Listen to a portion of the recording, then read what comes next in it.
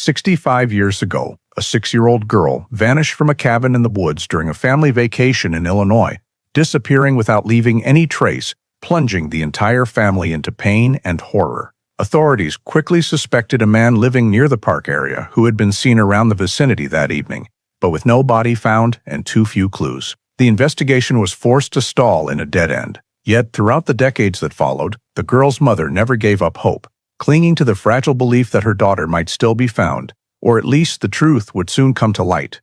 Then one day in 2002, when old photos and data were re-examined alongside an unexpected discovery in the woods, she recognized a crucial detail that everyone had overlooked for 40 years, a detail powerful enough to turn the entire case in a way no one could have imagined. Before diving into this shocking story, let us know where you're watching from, and if you like this video, don't forget to subscribe. In the summer of 1961, Starved Rock State Park in northern Illinois was at the peak of visitor season, with wooden cabins scattered along the edge of the woods and trails leading down to the limestone riverbank. The Rollins family, consisting of parents and 3 children, was assigned cabin number 14 for their short vacation stay. A simple wooden house with a small porch, windows overlooking a sparse wooded area, and a reasonable distance to the central lodge. On the evening of the incident, the family finished their meal at the picnic area and returned to the cabin a little after 8 p.m. The parents tidied up. The 2 younger children were put to bed in the back room, while 6-year-old Lena Rollins remained awake and sat playing near the window, looking out at the darkening yard. Around 8:45 p.m., the father left the cabin to take out the trash to the collection area. The mother stayed behind to change the younger children's clothes, and Lena moved to her own bed near the window. By about 9:05 p.m., the whole family confirmed Lena was still in the room, awake but appearing sleepy. The father returned to the cabin at 9:15 p.m., after which both parents briefly left the cabin to check the car and retrieve additional items from the trunk. Only a few dozen meters in front of the cabin, the 2 younger children were still asleep, and Lena was believed to still be lying in bed, with no signs of anything unusual. Around 9:20 p.m., a visitor passing by the trail in front saw Lena's silhouette appear at the window of cabin number 14. Considered the last confirmed time she was definitely inside the interior space. Afterward, the mother returned to the cabin around 9:45 p.m. to check on the 3 children and noticed Lena's bed was empty, with the blanket and pillow slightly shifted from their original position. The parents immediately searched around the cabin, the front porch, the side yard, the nearby woods, while calling Lena's name within earshot of the cabin, but receiving no response. A quick check inside the cabin and the bathroom area also found no trace. The 2 younger children remained asleep, with no signs of disturbance. The family expanded the search within visible range, checking the path to the parking area, the forest edge, and even the trail down to the creek. But there was absolutely no sign of Lena.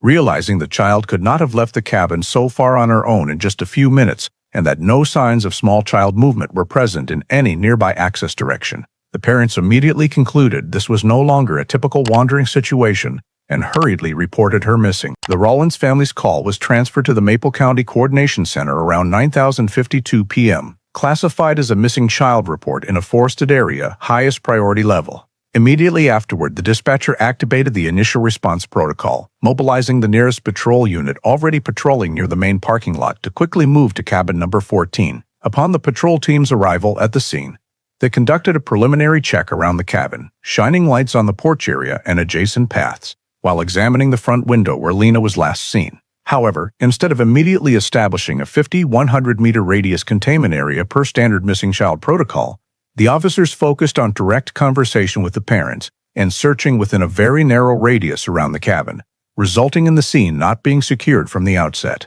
Some curious visitors stepped onto the cabin porch, even peering through the door to observe, and no officer recorded or requested them to keep distance. Scene documentation steps including initial photography, marking object positions inside the cabin, identifying potential entry-exit points, were not carried out in proper sequence. The cabin remained open continuously for about 20 minutes, with family members coming and going to provide information and search further, causing contact traces on doorknobs, floors, and window areas to become mixed and difficult to separate. During this process, officers also did not compile a list of individuals present in the surrounding area at the time the patrol team arrived. The lodge area that evening had many visitors moving about, but no one was checked for identification or their presence time near the cabin, significantly reducing the ability to identify key witnesses. The failure to establish entry-exit checkpoints also allowed civilians and visitors to approach the cabin at will. While police tried to gather initial information, some people walked over potential evidence-bearing spots, such as the soft soil area under the window, which needed to be preserved for recording footprints or surface disturbances. During the preliminary cabin check, police only focused on confirming the two younger children were still asleep and did not note minor interior changes, such as object positions, blanket/pillow displacement, or the state of windows, light switches factors critical for assessing whether the child left on her own or was taken. They also did not request temporary separation of the parents to take separate statements, a step typically taken to ensure timeline data accuracy. All these errors resulted in no reliable initial scene profile being created. Every passing minute without scene protection significantly reduced the chance of collecting objective evidence. When the patrol team shifted to expanded search, they lacked a clear scene diagram as a foundation, meaning any evidence found later would be difficult to accurately link to the cabin or the time of disappearance. Additionally, the failure to list people present in the area upon law enforcement arrival meant later investigators could not determine who had witnessed what during the critical window from 9:15 to 10 p.m. No one knew exactly how many people passed by the cabin, how many might have seen unusual movement, or who could be involved. The direct consequence was a severe shortage of witness data from the very beginning, and timelines became imprecise due to lack of cross-verification from multiple sources. Ultimately, these initial response errors made it harder to assess the nature of the disappearance, whether voluntary exit or abduction, creating delays in deploying appropriate search measures and significantly increasing the complexity of the entire subsequent investigation process.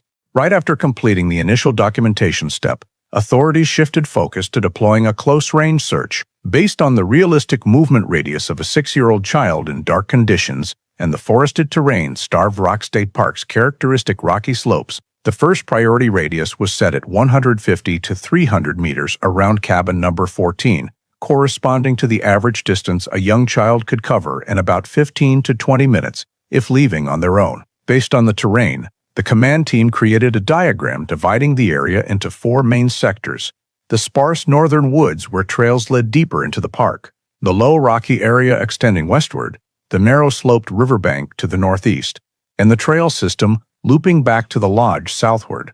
Search teams were divided into small groups, each assigned a marked sector, equipped with flashlights, signal whistles, and small-scale maps per the missing person search standards of the time. All were instructed to move in a line formation with even spacing between members to ensure no areas were missed where something could be hidden or obscured. When deploying teams, the on-scene commander applied a rough grid search model, dividing the search surface into rectangular cells wide enough for one team to cover in a single pass without overlapping. Due to uneven terrain, maintaining parallel formation was difficult. Teams had to constantly adjust pace and use calls to keep relative distance. In the northern forest strip, searchers noted some signs that appeared to indicate human or animal movement: lightly disturbed dry leaves, a faint indentation in soft soil, and a few broken branches lying along an informal path. However, these signs were not clear enough to confirm relevance to Lena. In the western rocky area, searchers recorded displaced moss and some loose stones rolling down the slope, but this could have been caused by wildlife and was not treated as priority evidence. The riverbank area was assessed as high risk due to slippery terrain and fast seasonal water flow. The team assigned to the riverbank swept the entire water's edge within their sector, using flashlights along the rock edges but finding no shoe prints, slide marks, or any objects that might have fallen from the cabin direction.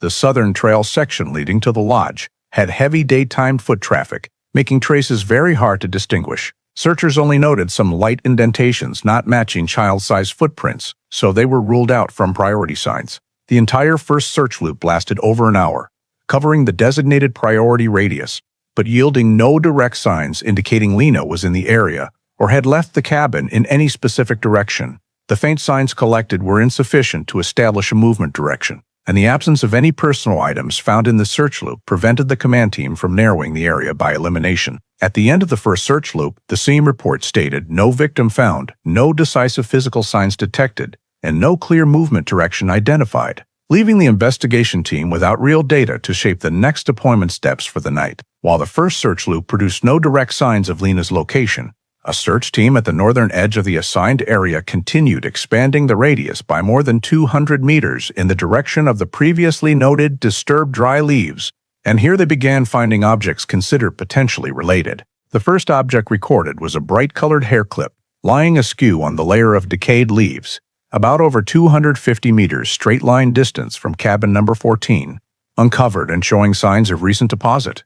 Although the search team could not immediately confirm it belonged to Lena, they marked the location and notified the on-scene commander. Continuing to sweep the adjacent area, just minutes later, the team discovered a small footprint impressed in soft soil at the edge of a narrow path leading deeper into the woods. The footprint matched the size of a child's shoe and did not correspond to any team member's footwear. The footprint was marked with a wooden stake and noted in the scene log, but not properly shielded to prevent wind or disturbance from passers-by. About 15 meters further from the footprint location, the search team found a small torn piece of fabric caught on a low thorny branch, with coloring similar to typical summer children's clothing. All three pieces of evidence, the hair clip, small footprint, and fabric scrap, were considered potentially related to the victim's or abductor's direction of travel, as they formed a linear path extending northward from the cabin. Upon collection, officers numbered the evidence in order of discovery. The hair clip was numbered 1, the fabric scrap number 2,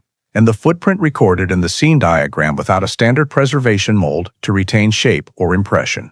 Nevertheless, the rushed collection process and lack of proper equipment in 1961 meant the evidence was not handled to modern standards. The hair clip and fabric scrap were placed in non-moisture-proof paper bags, not properly sealed, and not fully labeled. Initial storage relied only on gathering and short-term transport to the county office, with no fixation measures or detailed photography before moving. The small footprint was recorded solely by handwritten description of its relative position to 2 natural landmarks and only a rough sketch added to the file. With no plaster cast or other preservation method, so accuracy depended entirely on on-site observation. In the quick on-scene report, the search team commander determined that this chain of evidence lay along a northern path from the cabin, spaced not too far apart, and could serve as an indicator of a possible travel route. The torn fabric caught on thorns suggested possible abrasion from hurried movement, while the small footprint at the narrow path point implied someone or the child may have passed through before veering into denser woods.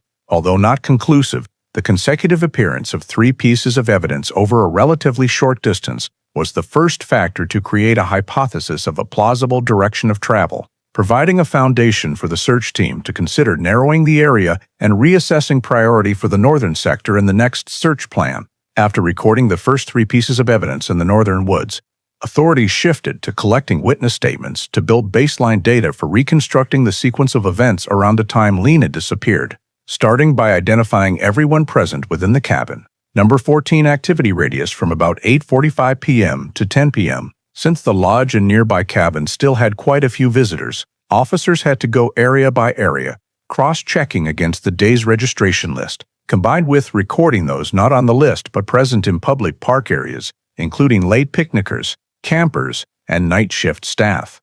Establishing a basic list occurred under disorganized conditions due to no initial control system, forcing police to rely on people's memory and scattered notes, grouping witnesses by the time they believed they were near the cabin or on surrounding trails. The first witness group focused on the 9:25 p.m. window, consisting of 2 pedestrians walking from the parking lot to the lodge, 1 service area employee, and 1 person carrying a small child passing cabin number 14. They reported hearing no cries or unusual sounds, but one in the group said they saw a figure standing near the cabin.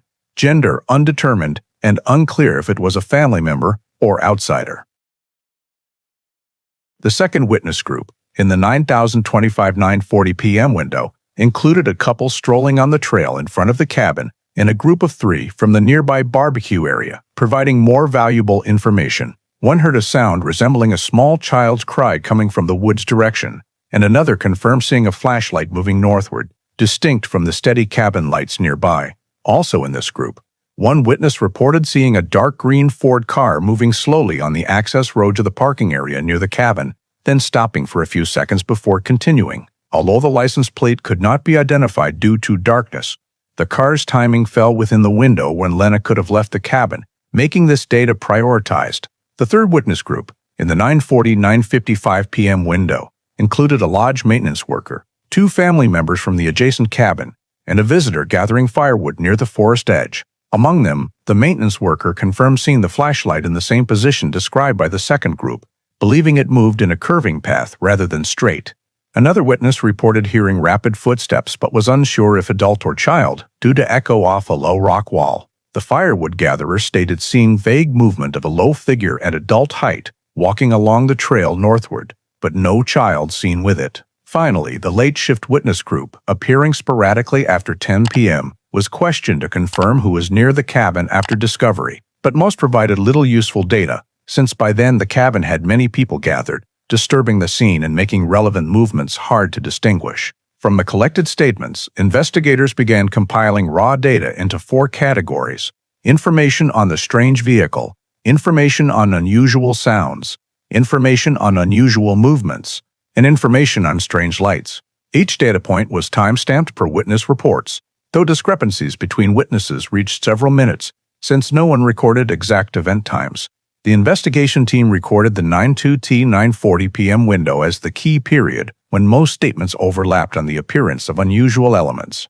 The dark green Ford information was logged as potential data to cross-check against area vehicle owners. The northward moving flashlight and child cry reports were grouped into a chain of events potentially linked to evidence found in the northern woods area. All data from witness groups was entered into the initial investigation file as part of a chronological events summary table. Though gaps in recording people present at the scene meant this file had large holes from the start: inability to identify everyone who passed the cabin during the critical window, uncertainty about who might have seen something crucial they didn't think important to report, and uncertainty about whether any witnesses left the area before being approached. Nevertheless, the collected data still served as the first basis for investigators to compare with evidence and shape focus areas for subsequent search steps. Based on the collection of witness statements gathered during the night and the 3 pieces of physical evidence found in the northern forest area, the investigative team began the initial data analysis phase to construct a preliminary timeline clear enough to narrow down the possible window for criminal activity between 9:20 p.m., the time Lena was last seen by a witness inside the cabin, and 10 p.m., when the first patrol team arrived. Cross-referencing statements with evidence required determining the degree of correspondence between described locations, times, and directions of movement. Group 1. Witnesses reported no unusual sounds or movements before 9:25 p.m., reinforcing the assumption that if any approach to the cabin occurred, it almost certainly happened after this point. Group 2 witnesses provided more critical data: the sound of a small child echoing from the forest between 9:30 to 9:40 p.m., and the movement of a flashlight beam heading north at the same time. This time frame matched the subsequent discovery of evidence: hair clip, small child's footprint, and torn fabric located along a path extending from the cabin to a clearing in the woods more than 200 meters away. Group 3 witnesses, covering 9:40 to 9:55 p.m., recorded 2 additional supporting elements: the sound of rapid footsteps and the movement of a low shadow at adult waist height entering the woods. Both appeared in a space and time consistent with the evidence trail. When all data was cross-referenced, the analysis team ruled out the possibility that Lena left the cabin on her own without external involvement. If Lena had left voluntarily, she would have departed between 9:20 to 9:30 p.m., passing through the front area where many witnesses were moving about. Yet no one saw a small child walking alone, nor did anyone report movement consistent with her stature during that window.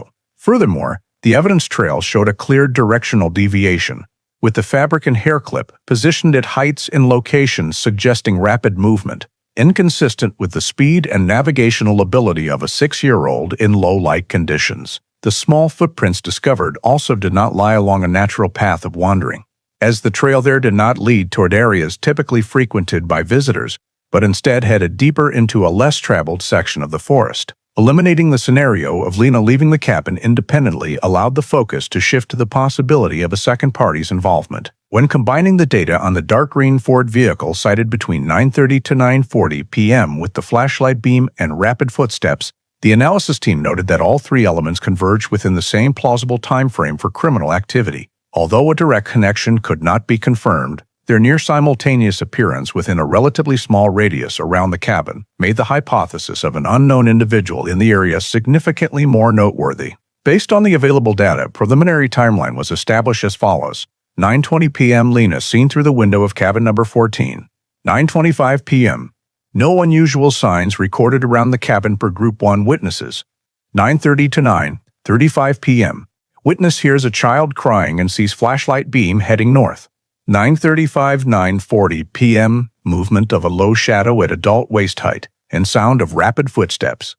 9:40 p.m. Witness sees dark green Ford moving near the cabin area entrance. 9:45 p.m. Family discovers Lena missing. 9:52 p.m. Police called. 10,000 p.m. Patrol team reaches the scene. This timeline indicates that the possible window for criminal activity falls between 9:05 to 9:40 p.m. after the father left the cabin and before the mother returned to check. This period aligns with an unknown party approaching the cabin, moving with the victim northward, leaving the chain of evidence, and then either departing the area or returning to the main path where the dark green Ford was observed. The likely direction of movement was determined by extending a straight line connecting cabin number 14 with the three evidence locations, producing a relatively consistent axis heading north-northwest.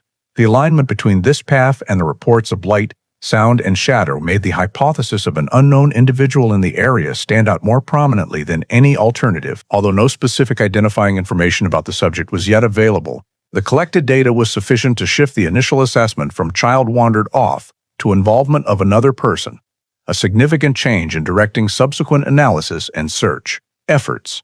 Based on the preliminary timeline and witness data, the investigative team moved to the suspect screening phase by compiling a comprehensive list of everyone present in Starved Rock State Park during the period immediately before and after Lena's disappearance. The initial list included 3 groups: guests staying in nearby cabins, late-day picnickers, hikers, and individuals not registered as staying but present in service areas such as parking lots, main trails, or barbecue zones. From this list, police began categorizing subjects based on their actual locations at the time of the incident, behaviors described by witnesses, and personal history where information existed. The first group cabin guests largely had fairly clear alibi evidence because they moved in family or friend groups, resulting in low risk of involvement. The second group, late picnickers/hikers, had data that was harder to cross-verify due to irregular movement and fewer mutual confirmations, but most stuck to familiar main trails rather than the sparsely traveled northern direction. The third group, individuals present near the cabin area but not on the lodging list, was prioritized for evaluation because they could move freely without drawing attention. Within this third group, one name stood out: Calvin Dross, a middle-aged man living in an old trailer on land bordering the edge of the park, only a few minutes' walk from cabin number 14 via a trail. His personal record showed he was not a visitor, but frequently appeared around the lodge area to do odd jobs or ask for small handouts from tourists. Maple County records indicated he had previously received a warning for minor disorderly conduct and had one unprosecuted old report of approaching children in a public place, though insufficient evidence existed for charges. When cross-checked for location, Dross could not clearly account for his whereabouts during the entire relevant period. In the initial contact, police asked when he had left his trailer that evening. Dross stated he had gone fishing alone at the eastern riverbank from about 8:30 p.m. until nearly 10,000 p.m., but no one could verify this. The vehicle he owned was an old dark green Ford, matching the description from Group 2 witnesses. When checked, the vehicle was parked in an open area next to the trailer, but no evidence established when it had been used that evening. His self-reported schedule also contained a significant gap between 9:20 and 9:45 p.m., aligning with the preliminary timeline of the disappearance. Dross outwardly cooperated when questioned, but consistently gave vague answers, with details that failed to align when questions were repeated, particularly when asked to describe the exact fishing spot in his route into the woods. The investigative team noted the lack of clarity in his responses and assessed this as increasing his level of suspicion. Additionally, when asked whether he had seen any flashlight beams or heard unusual sounds in the woods, Dross completely denied it, which contradicted the majority of other witness statements. Based on the aggregate factual data matching vehicle, schedule gap, residents immediately adjacent to the scene, prior unusual behavior in the park, police evaluated him as the highest risk suspect in the initial list. However, due to the lack of direct evidence at that point, any formal designation remained an internal risk assessment. Investigators noted in the file that Dross required further monitoring or additional evidence cross-checking to determine any possible connection to the evidence trail found in the woods. Although no conclusion could yet be reached, the initial screening had created a clear focal point among potentially relevant subjects and became an important basis for guiding the next investigative steps. Although Calvin Dross emerged as the highest-risk subject based on initial data, the internal evaluation process within the investigative team shifted focus toward the hypothesis involving Lena's parents, largely due to the absence of direct on-scene evidence and prevailing investigative doctrine of the time, which prioritized examining family members before expanding to external parties. Once this hypothesis was elevated to primary focus, the investigative group began reanalyzing the parents' evening timeline to search for any inconsistencies that might support the new direction. Their report showed the parents left the cabin twice briefly before and after 9:15 p.m., coinciding with the possible incident window. Some investigators questioned why they left all three children in the cabin without locking the window, viewing it as negligent behavior potentially linked to family conflict or a loss of control situation. However, this remains speculation based on personal standards rather than evidence.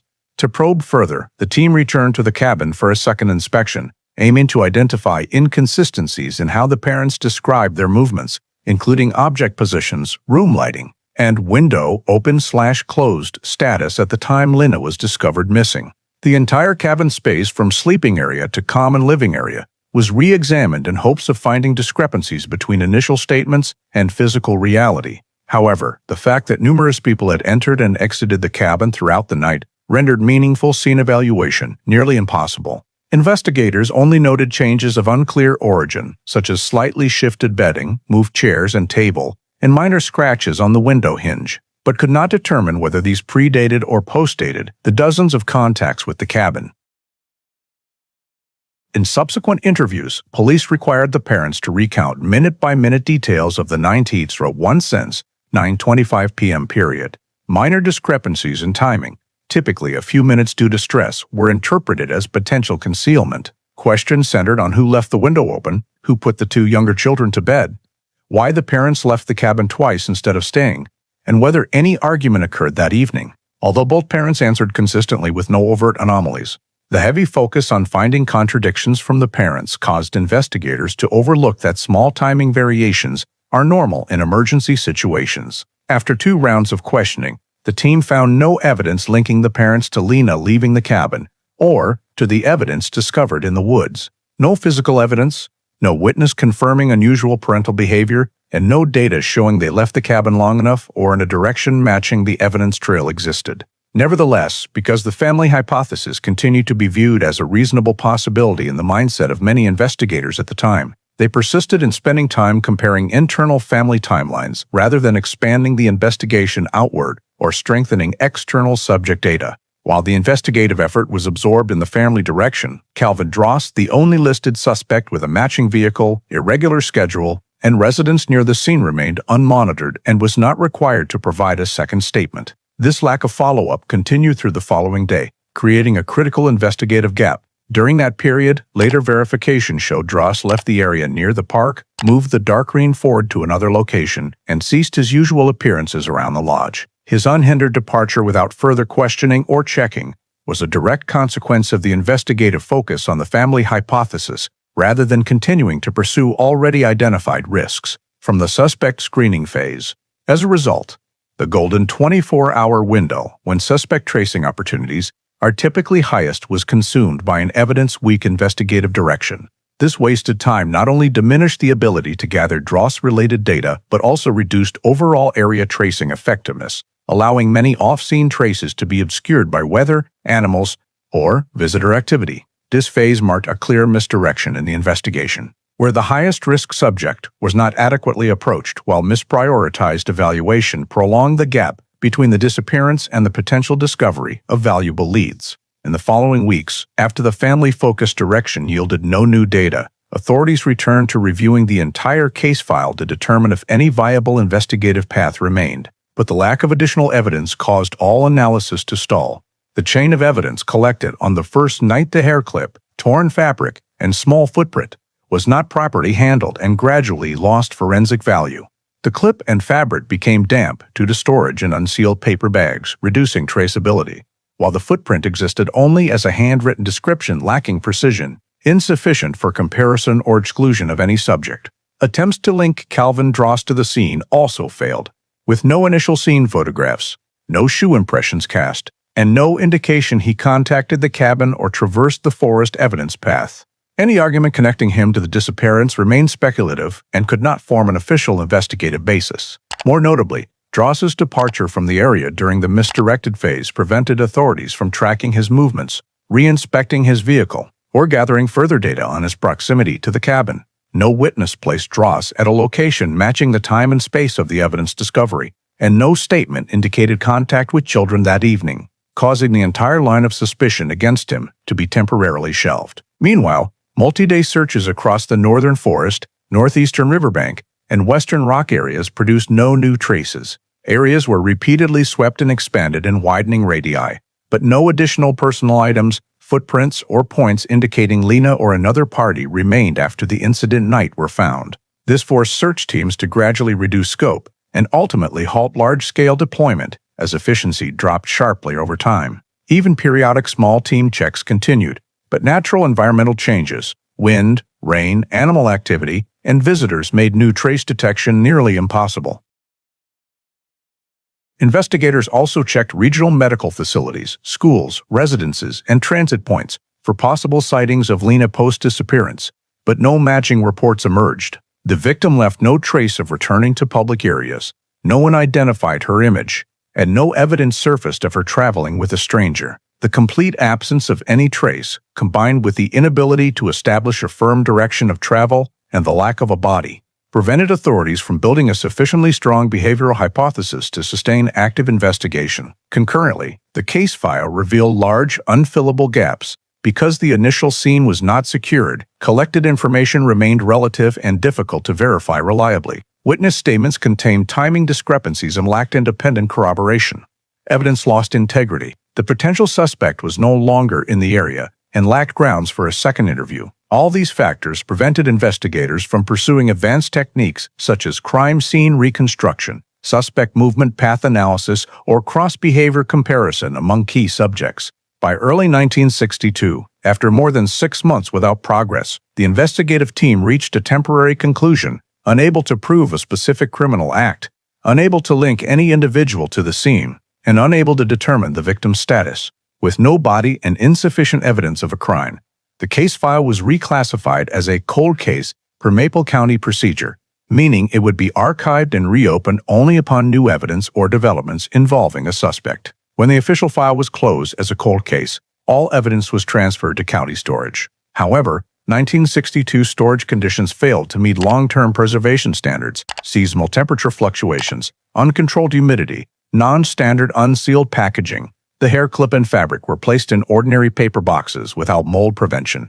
The footprint sketch was merely clipped into the file folder without photographic support. Some scene notes became smudged or faded over time. These limitations caused rapid file degradation from the early years, severely reducing the potential for re-examination or future forensic use of evidence. Closing the file marked the dead end of all investigative directions at that time. No new evidence appeared, no additional witnesses emerged, and no sign indicated the victim remained in the area. The disappearance of Lena Rollins officially entered a decades-long unresolved phase, becoming one of the most persistently open cases in Maple County during the early 1960s. From 1965 to 1985, Lena Rollins' missing persons file was repeatedly reopened for review, as LaSalle County went through several changes in investigative personnel. Each time a new investigator took over the caseload, it led to a re-examination of cold cases, and Lena's case consistently stood out in the group due to its severity and the large evidentiary gaps from the initial phase. However, all efforts to reopen the file during these 2 decades took place under conditions of limited technology and data, so the reviews amounted only to reassessments of existing information without producing any genuine progress. In the years 1965, 1969, and 1973, 3 different county investigators approached the file hoping to find connections between Lena's disappearance and other events occurring in the state of Illinois or nearby areas. At that time, child disappearances in parks or wilderness areas were receiving national attention from law enforcement agencies, so comparing similarities in case data was a common investigative step. Nevertheless, when Lena's case pattern was compared to instances of children getting lost, being attacked by animals or falling into hazardous terrain. No matching elements emerged. Lena's case lacked clear physical traces, and the evidence recovered all pointed to the presence of a second person. When cross-referenced with child abductions of the era, investigators still found no common characteristics. Most abductions in the 1960s-1970s typically involved motor vehicles, drag marks, witnesses seeing a suspect approach, or ransom notes, whereas Lena's case displayed none of those typical hallmarks of kidnapping crimes of the time. Efforts to expand comparisons to other states also yielded no useful data.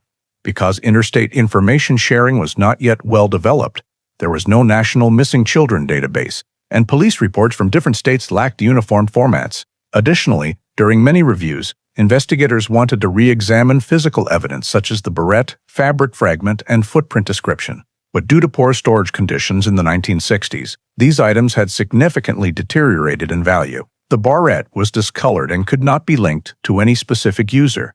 The fabric fragment had rotted corners with loose fibers and was no longer in its original state. The footprint description survived only as a frayed sheet of paper, unusable for shoe comparisons due to lack of detail and absence of reference photographs. Any intent to reanalyze the evidence using scientific methods was impossible at the time because DNA technology did not exist.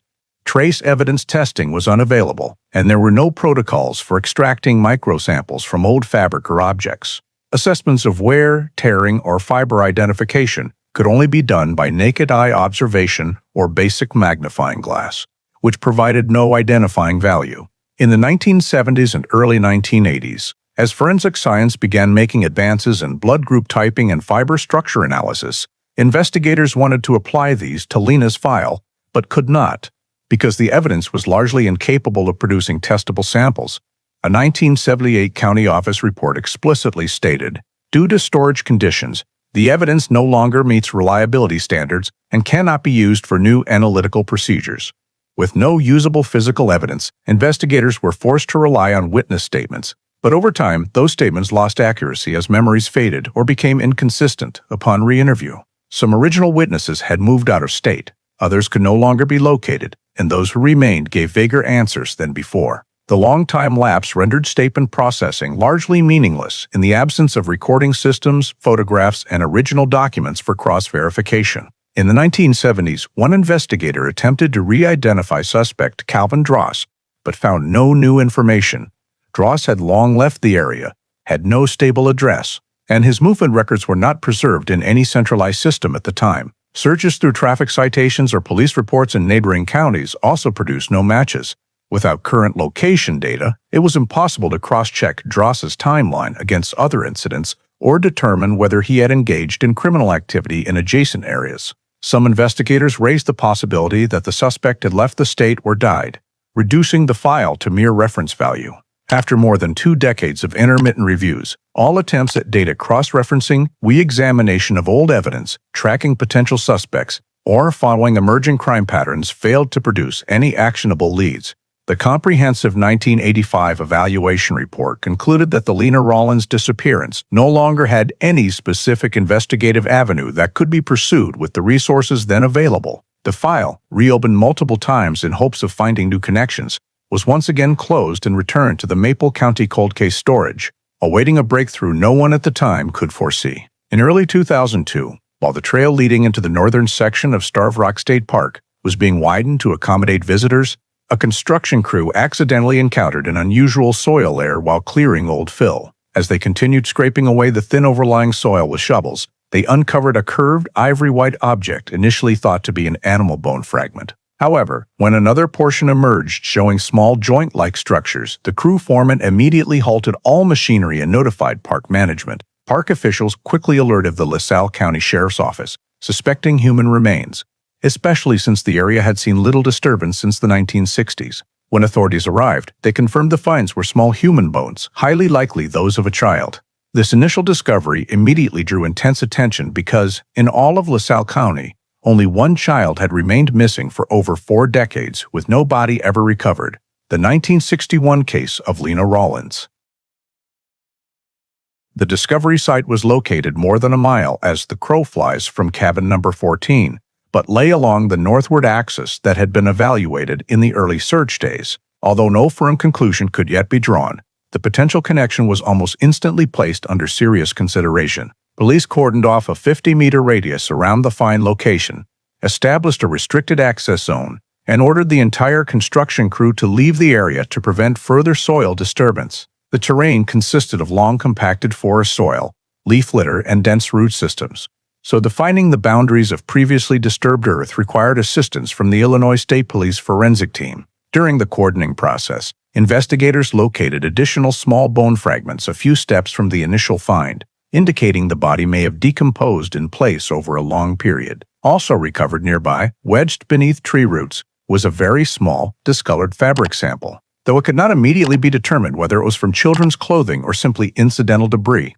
After completing scene marking, the forensic team collected all exposed material, including small bone fragments, adhering soil, root samples, and the fabric piece, placed them in specialized evidence containers and transported them directly to the State Forensic Laboratory. For the remaining excavation pit, forensic archaeologists conducted careful manual digging with gradually increasing depth to avoid damaging any remaining skeletal structure. During this process, they noted clear differences between natural soil layers and soil that showed signs of having been disturbed decades earlier, signs potentially related to the time of body concealment. Although no identification had yet been made, the discovery of small human bones and long-term burial indicators compelled LaSalle County authorities to reopen Cold Case 21461R in its entirety. Veteran investigators still remembered the unresolved elements in the Lena Rollins case, particularly the northward path where the girl's belongings had been found. The 2002 skeletal remains lay along that same general direction, albeit much farther than the original search perimeter. This greatly increased the likelihood that the victim had been removed from the cabin area and carried deeper into the woods before being buried. After completing evidence collection, police filed the scene report, cross-referenced the new coordinates with 1961 park maps, and confirmed that the area had seen minimal human traffic over the preceding 4 decades, an important factor in the preservation of the remaining intel discovery. That same day, Cold Case 214261R was officially reopened, and the missing persons case entered a new phase focused on forensic identification to establish the victim's identity. Investigators recognized that if these bones belonged to Lena Rollins, the entire approach to the case would have to change, as they now had concrete physical data for the first time in over 40 years, opening the possibility of revisiting previously overlooked details. Reactivating the file also triggered a comprehensive re-review of all archived documents, surviving old evidence, and 1961 scene sketches and preparation for comparison with forthcoming state forensic results. This moment, the skeletal discovery was regarded as a turning point, not only because it provided a fresh investigative direction, but also because it forced authorities to re-examine the initial handling mistakes and reassess elements that had once been downplayed in Lena Rollins' disappearance. At the State Forensic Laboratory, specialists began examining the recently recovered skeleton, prioritizing victim identification through bone marrow DNA analysis, a method feasible even with long-decomposed remains. From a femur fragment that still retained internal structure, they extracted sufficient DNA to perform a comparison with the Rollins family reference sample, which had been collected as administrative procedure when the case was classified as a cold case in the 1980s. After multiple amplification rounds, the analysis showed a complete genetic match between the bone sample and Lena's mother's DNA, allowing definitive confirmation. The skeleton discovered in 2002 was that of Lena Rollins, missing since 1961. With identity established, the next step was determining the cause of death.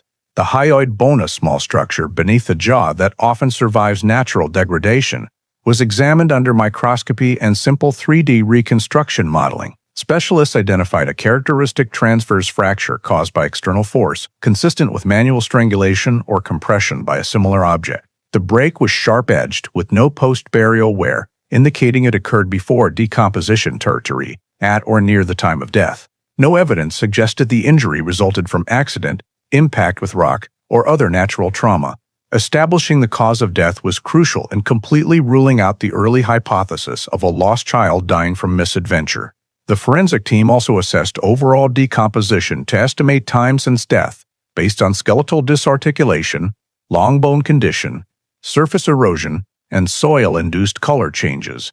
Results aligned with a 1961 timeframe, meaning death occurred very shortly after disappearance, with no indication the victim survived many hours or days beyond leaving the cabin. This implied the fatal act took place almost immediately after Lena was removed from the area, consistent with the established primary timeline gap. Analysis of adhering soil samples and roots penetrating bone cavities led experts to conclude the body had remained undisturbed in its burial location for decades. This eliminated the possibility that the remains had been hidden elsewhere and later relocated to the 2002 discovery site. In parallel with skeletal analysis, the team examined associated recovered items, including the small fabric fragment. Although the fibers were degraded and discolored, weave structure and fiber type remained sufficiently intact for comparison with 1961 evidence records. The match showed the fragment shared the same weave pattern as the summer clothing Lena wore that evening. Per descriptions and illustrations in the old file, one of the few details preserved before evidence degraded or was lost. While not clear enough to reconstruct original color, the fine cotton weave and fiber length were consistent with garments sold at the cabins to visitors in the 1960s. This finding reinforced that the recovered fabric belonged to the victim's clothing and reconfirmed the validity of the evidence trail that appeared near the cabin on the night of the disappearance. Combining the factors, DNA confirmed identity, strangulation mechanism, death timing matching the disappearance window, and directly linked fabric, the forensic team concluded this was not a case of a lost child dying accidentally, but a homicide. The hyoid fracture could not be explained by any natural accident mechanism in a forested environment, and the intentional burial was the clearest evidence of deliberate crime concealment. The forensic report was returned to LaSalle County investigators with the official conclusion: the victim died from external force applied from outside, classified as intentional homicide occurring very shortly after removal from the cabin in 1961. This finding provided the legal basis to reclassify the case from missing under unknown circumstances to unsolved murder, ushering in an entirely new investigative phase based on physical evidence, appearing for the first time in 41 years since the case went cold. With the 2002 forensic report confirming Lena was murdered on the night of her disappearance, LaSalle County investigators reopened the entire 1961 file and conducted a ground-up review. Starting with a compilation of all statements collected in the first 24 hours, cross-checking old records revealed numerous timing transcription errors, partly due to chaotic scene conditions and partly due to incomplete procedures at the time.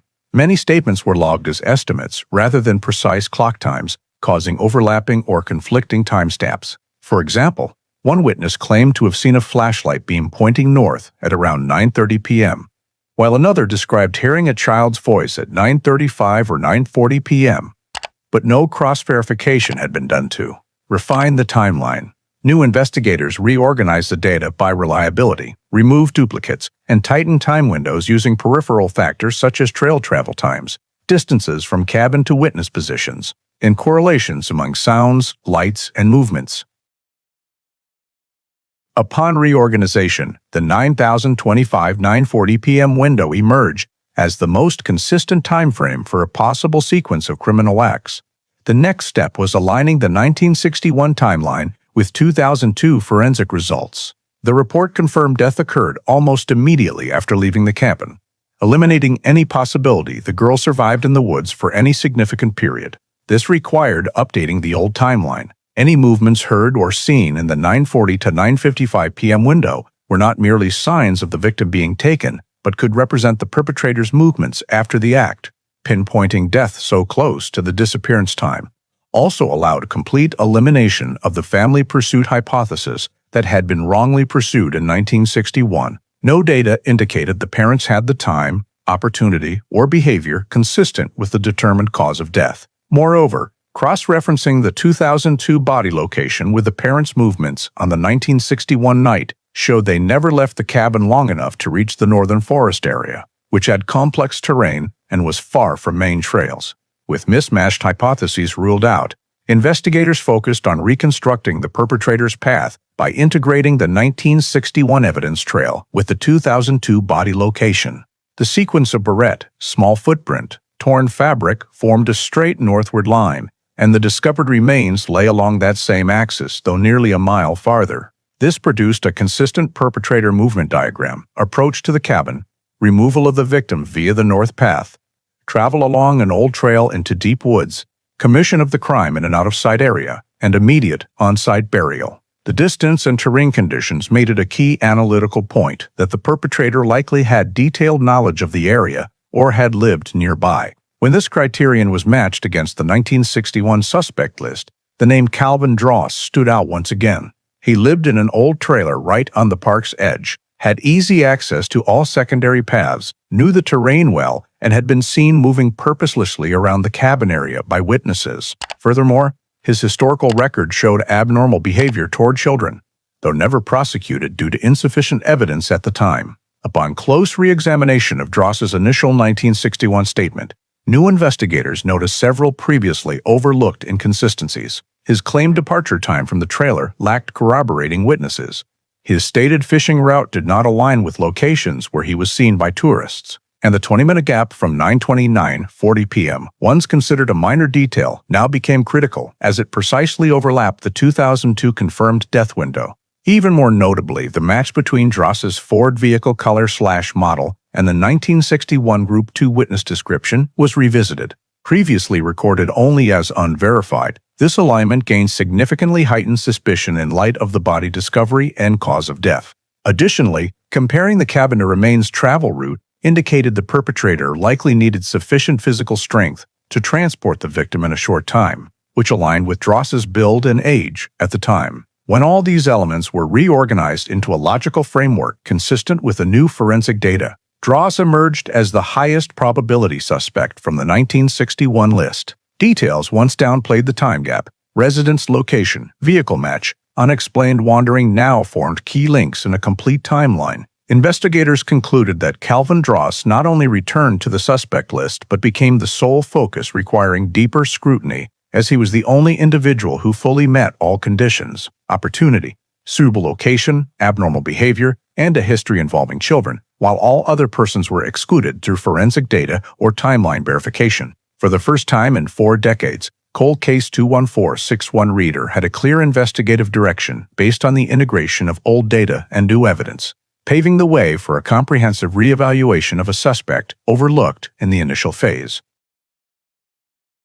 After Calvin Dross reemerged as a prominent suspect through the timeline reconstruction process, the LaSalle County investigative team shifted to tracing his movement history and criminal record over the more than 4-decade span from 1961 to 2002 in order to assess his actual level of involvement. Gathering this data proved challenging because centralized record-keeping systems did not exist in the 1960s and 1970s.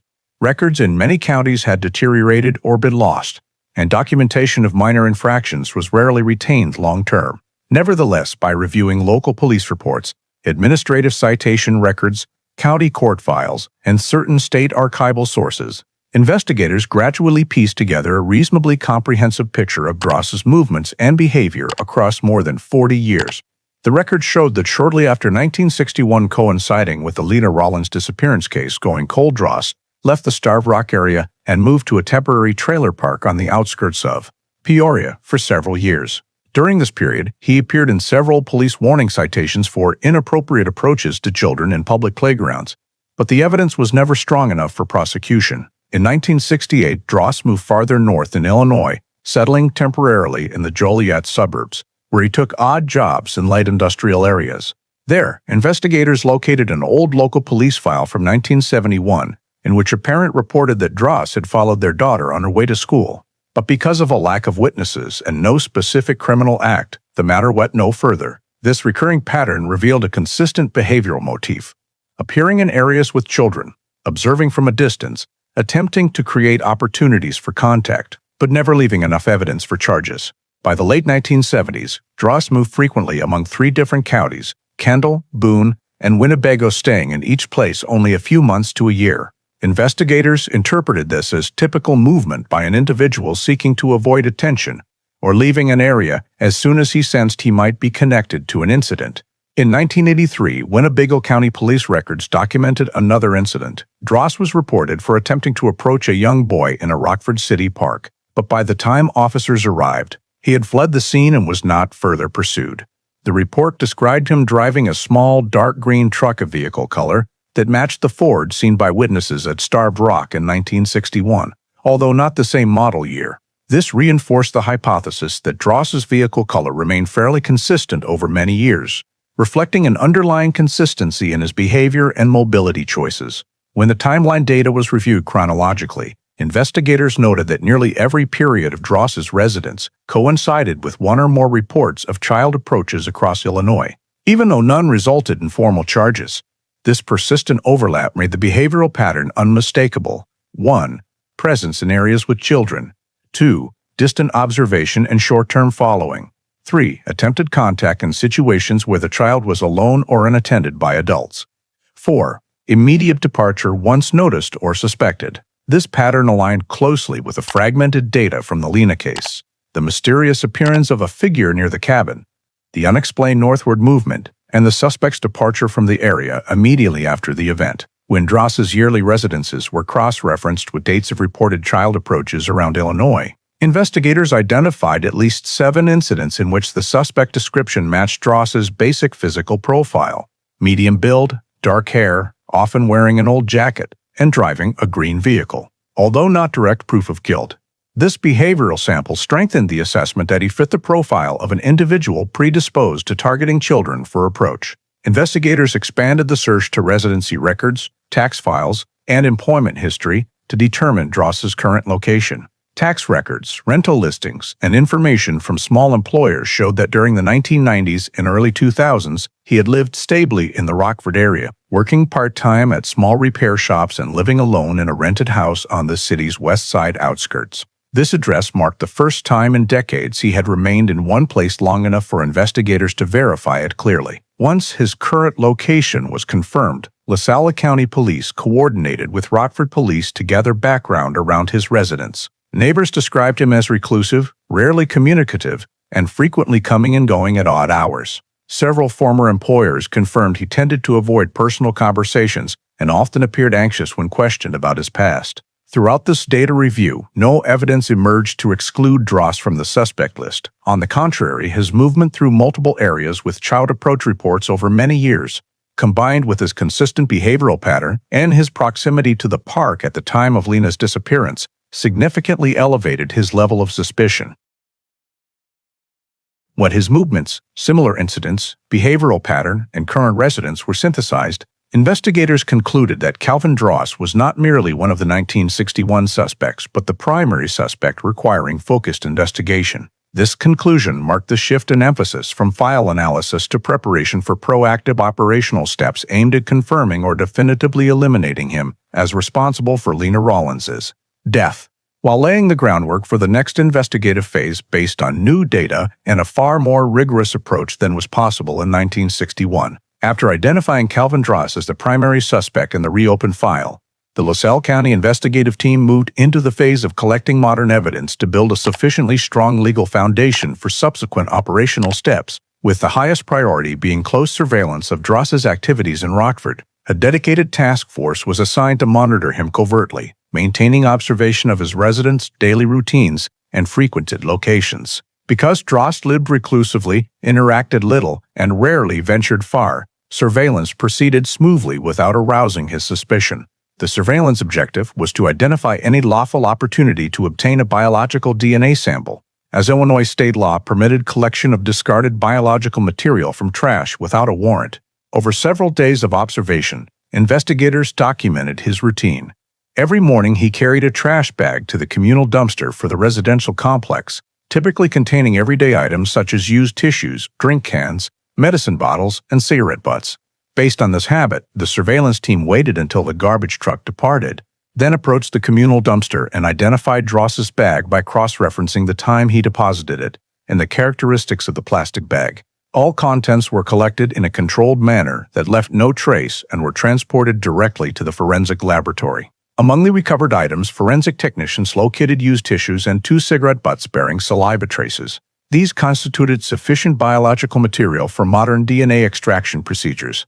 After processing, the laboratory obtained a complete DNA profile from Dross that could be used for comparison with any remaining biological evidence from the 1961 file. During a thorough re-examination of archived evidence, investigators discovered a small hair that had been taped to a file page as part of a descriptive report. Though its exact recovery location at the scene was not documented, the hair had been placed in the file in 1961 inside a deteriorated paper envelope. Given the cold case status, however, it remained one of the very few surviving biological items. Forensic specialists cleaned the sample, extracted material, and tested whether nuclear DNA remained in the hair root. Results showed that the root contained sufficient material for comparative testing. After multiple amplification cycles to compensate for age-related degradation, the laboratory generated a partial but usable DNA profile suitable for comparison with the newly obtained sample from Dross's trash.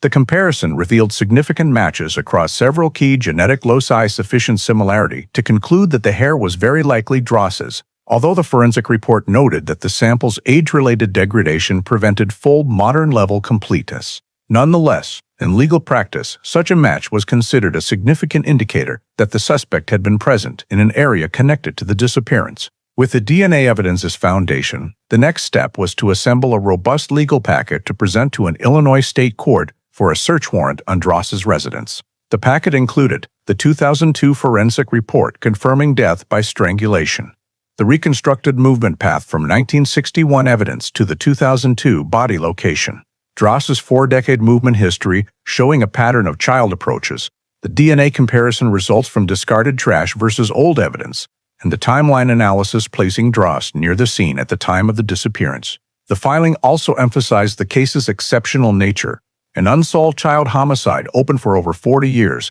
with newly obtained evidence providing critical grounds for uncovering the truth.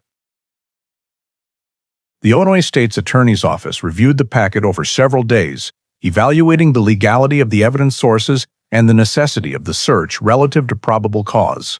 The pivotal factor tipping the court toward approval was the DNA comparison resulted technical breakthrough unavailable to 1961 investigators. Even though partial, the DNA match carried legal weight, and when combined with Dross's behavioral pattern and movement history, it sufficiently elevated reasonable suspicion to believe additional relevant evidence might exist at his residence. After completing all procedures and passing judicial review, the search warrant was formally approved. This marked the first time since 1961 that investigators had legal authority to enter the suspect's property and private space. The decision represented a major turning point in the case. From the moment the warrant took effect, the investigation shifted from gathering indirect evidence to direct access to the suspect's living environment, opening the possibility of locating physical traces, documents, items, or any elements connecting to Lena Rawlins's disappearance and death. Investigators planned the execution of the search for an optimal time to ensure the suspect could not destroy evidence or flee. The approval of the warrant also constituted the single greatest advance in the 41 years since the case began.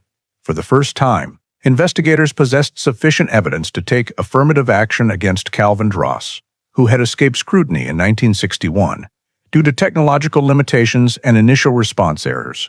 The search warrant was executed early one morning, while Dross left the house on foot to visit a nearby convenience store, allowing the team to enter without confronting him directly. The crime scene technicians, Rockford Police and LaSalle County investigators, simultaneously entered the rented house and the rear storage shed, identified as a key area because Dross spent much of his time working or repairing items there. The shed was cramped and packed with cardboard boxes, old wooden crates, mechanical tools, and broken objects. Though disorganized, the clutter actually made it easier for investigators to spot intentionally concealed items. During inspection of the innermost shelving, they discovered an old metal box wrapped in 2 layers of moisture-resistant burlap. Inside the box, investigators recovered several small items, most notably a child's barrette, whose shape and color closely matched the description provided by the Rawlins family in the 1961 file. The item was not listed among the belongings reported missing at the time of the disappearance, but it matched the style of children's barrettes common in that era, particularly those sold in small shops at Starved Rock Park. Continuing the search in the living area, investigators noticed a locked drawer beneath the work desk. Upon forced entry per protocol, they found a small wooden box containing multiple rolls of negative film wrapped in wax paper. The deliberate concealment of film in a manner inconsistent with Dross owning a camera or developing equipment made the box highly suspicious. All rolls were seized and immediately sent to the digital imaging laboratory for scanning and recovery. Among the developed images, 3 photographs depicted a young girl whose appearance, size, and hairstyle closely resembled Lena Rawlins at approximately 6 years old. The setting was a sparse wooded area and an unidentified wooden cabin, but lighting and tree characteristics indicated summertime. Specialists confirmed that in the images, the girl wore a shirt with horizontal stripes, similar to the family's description of Lena's clothing on the night she disappeared. Although the exact date of the photographs could not be determined, the film characteristics and compatible camera types aligned with the 1960 to 1965 period, making them extremely significant evidence. In addition to the film box, investigators located a small, tightly tied cloth bag hidden in a temporary wall recess behind the shed. Upon opening, they found a discolored but structurally intact piece of cotton fabric, matching the weave type used in children's sleepwear during the 1960s. Preliminary on-scene analysis showed fiber structure consistent with the fabric fragment recovered under tree roots in 2002 and with descriptions of the pajamas Lena wore on the night of July 3, 1961. This created a clear evidentiary chain linking items from three different stages: the 1961 scene, the 2002 burial site, and Dross's shed in 2002. Besides the items described, the team also seized other potential evidence, including small rope, an old handkerchief, faded children's clothing, and a rusted knife. Although immediate relevance could not be determined, everything was cataloged, sealed, and sent for biological and trace evidence analysis. Forensic specialists scanned surfaces, collected fabric dust, epithelial cells, hair fibers, and any remaining traces. During analysis, they found several child hairs on the barrette and on the fabric hidden in the wall recess. Although largely degraded, the hairs retained mitochondrial DNA sufficient for comparison with Lena's mother. Results showed a maternal line match, reinforcing the connection between the items and the victim. Additionally, soil dust adhering to the fabric hidden in the wall recess contained mineral compositions matching soil samples taken from the burial site in the woods, thereby proving the item had once been present at the location where Lena's body was concealed. This was among the most critical forensic outcomes, because it demonstrated movement of evidence between the crime scene and Dross's residence and occurrence, impossible unless he was involved. During further examination of the shed, the team discovered an old metal can wedged into a crevice behind a tool cabinet. Inside were two additional cotton fragments of fine fiber. One retained stitching consistent with children's garments, supporting the likelihood that these pieces belonged to the same clothing set as the 2002 fragment. Microscopic comparison confirmed matching weave patterns, fiber twist direction, and elasticity. This element formed a consistent physical evidence chain directly linking Dross to Lena's clothing. When all forensic results were synthesized, mitochondrial DNA hair match, fabric fiber correspondence, matching soil mineralogy, suggestive film photographs indicating the victim's proximity to the suspect, and personal items concealed for years in Dross's private space, investigators reached a clear conclusion. Calvin Dross's residence contained evidence directly connected to the 1961 scene and to the victim's body. This level of linkage far exceeded reasonable suspicion and entered the realm of potentially inculpatory evidence, opening the door to criminal prosecution based on findings that 1961 technology could never have uncovered. The search, originally intended to seek leads, instead yielded a continuous and coherent body of evidence, providing for the first time a scientific and legal foundation to connect Calvin Dross to the abduction and murder of Lena Rawlins, marking a pivotal milestone in solving the case after 4 decades of impasse. Immediately after seizing the incriminating evidence system during the search, LaSalle County investigators, in coordination with Rockford Police, executed an arrest warrant on Calvin Dross upon his return home, minimizing the risk of flight or evidence destruction. Dross was safely taken into custody, read his Miranda rights, and transported directly to the Rockford Police Department interrogation room. The interrogation was conducted over multiple sessions, beginning with a request for him to restate his alibi for the night of June 3, 1961. Dross repeated his old story that he had been fishing on the East River bank from around 8:30 p.m. until nearly 10 p.m. and was nowhere near cabin number 14. However, investigators had prepared comprehensive data to test the alibi's validity. When cross-referenced against topographic maps and travel times, Dross's claim became implausible. The riverbank he described was far from the location where a witness reported seeing a figure moving toward the northern woods near the cabin, and to have been at that spot around 9:40 p.m., as described. Dross could not simultaneously have been at the East Riverbank per his own statement. Moreover, one 1961 witness report explicitly noted seeing a man matching Dross's build near the northern trail, an area entirely inconsistent with his claimed fishing spot. When the two data points were plotted on a map, investigators demonstrated that travel between those locations within Dross's self-reported time frame was impossible. This was the first major contradiction, but only the beginning of a series of confrontations designed to dismantle his account. When the interrogation shifted to his 2002 alibi at the time the body was discovered, Dross claimed he had known nothing about the northern forest area since leaving Starved Rock in the 1960s. However, forensic results from the fabric and soil dust recovered in his shed proved the items had once contacted soil from the burial site. When the hidden walrus fabric was placed beside the 2002 scene soil sample, forensic specialists confirmed matching mineral profiles, demonstrating that evidence in Dross's home had once been present at the burial location. This rendered his claim of knowing nothing about that area for 40 years untenable. The next session focused on the DNA evidence. Investigators presented the comparison results between Dross's trash-derived DNA and the old hair preserved in the 1961 file, showing strong matches. When asked why his biological trace appeared in evidence linked to the victim, Dross denied any connection and insisted the hair could not be his. However, when confronted with technical documentation and the statistical threshold for exclusion, his denial lost credibility. Major contradictions emerged clearly when investigators moved to the film photographs found in his home. The three images of a girl dressed in clothing matching Lena Rawlins' 1961 description were shown. Dross immediately claimed he had found the rolls in an old box and didn't know what was on them. However, image analysts determined the film had been stored in a locked wooden box, wrapped in wax.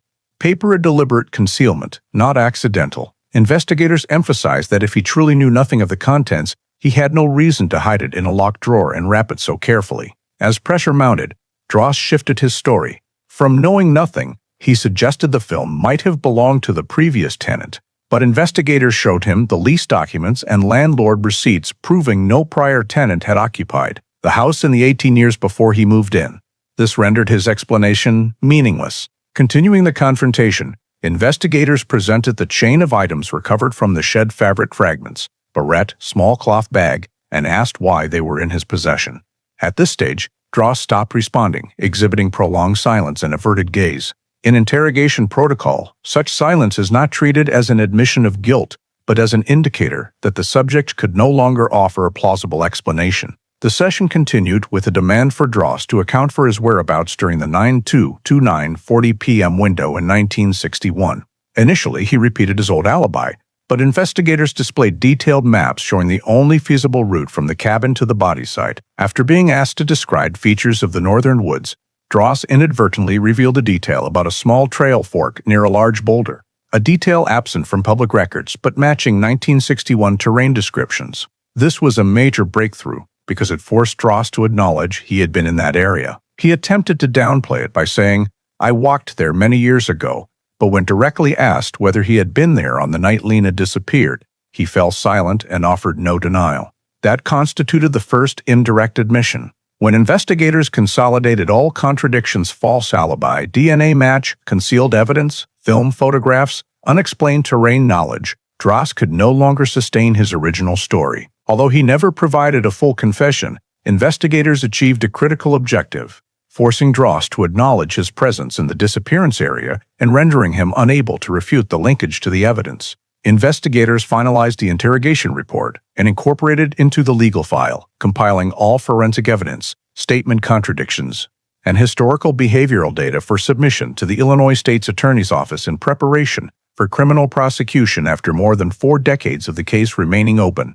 The trial of Calvin Dross commenced at the LaSalle County Courthouse with the full attendance of the jury, state prosecutors, the investigative team, and forensic experts, marking the first time in over 4 decades that the Lena Rawlins case was presented to the public within the framework of formal proceedings. The prosecutor opened by presenting the complete timeline reconstructed from 1961 data and subsequently gathered evidence, 9:20 p.m., as the time the victim was last seen in the cabin, 9:25-9:40 p.m., as the timeframe for the child's cries, northward pointing flashlight beam, and low adult height figure, 9:40 p.m., as the moment a witness spotted the dark green Ford, and just hours later, the victim had died by strangulation for the 2002 forensic conclusion. This timeline was displayed via a three-dimensional simulation map connecting cabin number 14, the evidence trail of barrette, small footprint, fabric fragment, and the body discovery site, forming a consistent and logical movement sequence. Following the timeline, the prosecution laid out the full forensic conclusions. Victim identity confirmed by bone marrow DNA. Cause of death determined from the fractured hyoid bone, consistent with strangulation. Decomposition analysis affirming the time of death matched the disappearance night, and the 2002 recovered fabric fragment belonging to the children's clothing described in the 1961 file. The jury viewed enlarged images of the hyoid bone showing the sharp fracture line and anterior compression structure, entirely inconsistent with any forest environment accident. The prosecution also presented analysis results of soil adhering to the fabric found in Dross's shed, showing mineral composition matches with samples from the burial site, thereby proving the evidence had once been present where the victim was interred. The next step introduced all items seized from Dross's home: the child's barrette matching the 1961 model, fabric fragments from the same clothing set, small cloth bag, rope, handkerchief, and especially 3 film rolls containing images of a girl matching Lena Rollins' appearance at the time of disappearance. Image analysts testified that the film type, material, and packaging all align with early 1960s photography standards, and the roll's storage in a locked drawer wrapped in wax paper indicated deliberate concealment rather than found items. They also pointed out photo details, the girl wearing a shirt with horizontal stripes exactly as described by the victim's family. When presenting DNA data, the prosecution displayed comparison charts between the DNA sample from Dross's trash and the hair from the 1961 file, indicating superior matches across multiple loci, meeting legal standards to establish the hair belonged to the suspect. The prosecution emphasized that this hair appeared in evidence linked to the victim, and the matching soil on the fabric hidden in Dross's home showed he had transported the evidence from the scene to his residence. To bolster the argument, investigators detailed evidence collection processes, how DNA was lawfully obtained from discarded trash, how items were sealed and analyzed, and how modern forensic steps were executed per standards. The defense attempted counter-arguments by questioning the accuracy of old evidence due to prolonged storage, but forensic experts responded that the surviving samples, though degraded, retained sufficient scientific characteristics for comparison. The defense also argued that the film and children's items could have been randomly collected by Dross from elsewhere, but the prosecution countered with the absolute match between mineral soil on the shed evidence and the burial site soil, showing the items could not have reached Dross coincidentally. When the defense stressed the lack of direct eyewitnesses seeing Dross take the victim, the prosecution presented timeline data combined with the suspect's statement contradictions, both 1961 and 2002 alibis incompatible with objective facts, and Dross's accurate description during interrogation of a small trail fork near a large boulder and area not publicized in any documents as evidence he was present at the body-related location. At this point, the defense could offer no reasonable rebuttal beyond hypothesizing memory confusion, but this argument was deemed weak because Dross had no legitimate reason to know the terrain detail from the disappearance night. After days of arguments, the jury entered deliberation. They were instructed to evaluate each evidence category independently: timeline, forensic data, DNA, items seized from the suspect's home, contradictory statements, and Dross's behavioral history, then examine each link in the argument chain to determine if any reasonable doubt existed to exclude the suspect. Hours of discussion focused on assessing the quality of 1961 preserved evidence and the reliability of modern forensic conclusions. However, the coherence across evidence types from biological, physical, to photographic and geological led them to conclude the entire event chain could not be mere random coincidence. Once the verdict was unanimous, the trial proceeded to its final day. The jury returned to the courtroom, bringing their ultimate decision after an extended deliberation. Based on the full forensic evidence, items seized from Calvin Dross's home, reconstructed timeline, and inexplicable contradictions in the defendant's statements, the jury unanimously voted to convict him of first-degree murder, determining that Dross was the one who abducted and murdered Lena Rollins on the 1961 night before burying her body in the northern woods. The verdict was read clearly in court, marking the first time in over 40 years that justice was established for the victim. Immediately after the verdict, the judge pronounced a sentence of life imprisonment without parole, citing the crime's severity, the prolonged period of concealment, and the danger level demonstrated by Dross's multi-year pattern of child approaches. The court emphasized that the defendant's actions not only stole a young child's life but also disrupted the investigation for decades, leaving profound legal and societal consequences. As the sentence was pronounced, the case file was officially updated to solved status, transferring from the backlog cold case category to resolved cases. The LaSalle County Sheriff's Office promptly drafted an operational summary report to document the entire investigative process, the reasons for the case's prolongation, and the factors enabling resolution after years of impasse. The report highlighted a series of 1961 errors: improper scene securing, no witness list compilation, non-standard evidence collection, and misdirected investigation toward the family, allowing the true suspect to leave the area unsupervised. Those shortcomings led to no progress in the initial phase, causing the case to close and enter cold case status in 1962. Concurrently, the report underscored 2002 forensic advances that enabled reopening with a solid scientific basis: DNA extraction techniques from bones and degraded evidence, soil mineralogy comparisons, film recovery, and fiber structure matching, all tools unavailable to 1961 investigators. Notably, the ability to extract DNA from lawfully collected suspect trash samples became the pivotal factor, opening the path to the search warrant and seizure of direct incriminating evidence. The report stressed that without modern forensic technologies, the case might have remained unsolved forever. After full summarization, Cold Case File 21461R was archived as complete, with clear notations on the resolution date, victim and suspect identities, and the full event chain leading to closure. The file closure marked the official end of one of LaSalle County's longest backlogged cases. Though unable to compensate for the decades-old loss, the resolution restored integrity to the investigative process and became an exemplary case illustrating the importance of evidence preservation, forensic examination, and proper scene handling. The court, state prosecution, and investigative agencies agreed that the Lena Rollins case would be used as an example in training on handling child disappearances and long-term investigations to prevent similar errors. As the sentence was recorded and the file closed, the case left unresolved for over 4 decades, finally concluded, marking the restoration of justice for the victim and establishing a new standard for resolving cold cases in the future. The Lena Rollins case, from the 1961 initial errors to the 2002 resolution through modern forensic technology, reflects a critical reality in today's American society. Child safety and investigative system effectiveness depend on every small choice from the first minute. When 1961 police failed to secure cabin number 14 scene, compile a witness list, and store evidence like the barrette or fabric fragment properly, they inadvertently created information gaps that plunged the case into cold case status for over 4 decades. From this, the lesson for modern American communities is, every individual plays a role in protecting the integrity of truth.